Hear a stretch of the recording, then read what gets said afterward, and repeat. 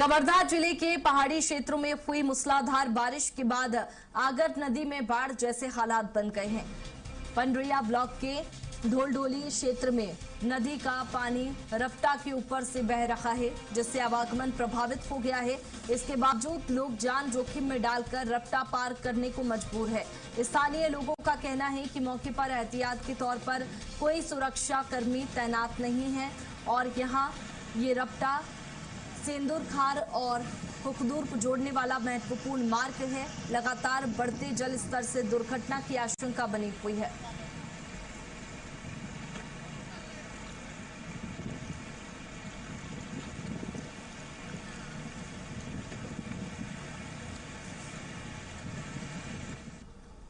कवर्धा जिले के पहाड़ी क्षेत्रों में हुई मूसलाधार बारिश के बाद आगर नदी में बाढ़ जैसे हालात बन गए हैं।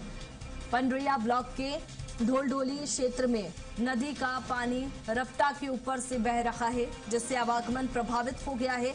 इसके बावजूद लोग जान जोखिम में डालकर रफ्ता पार करने को मजबूर है। स्थानीय लोगों का कहना है कि मौके पर एहतियात के तौर पर कोई सुरक्षा कर्मी तैनात नहीं है और यहाँ ये रफ्ता सेंदूर खार और हुकदूर को जोड़ने वाला महत्वपूर्ण मार्ग है। लगातार बढ़ते जल स्तर से दुर्घटना की आशंका बनी हुई है।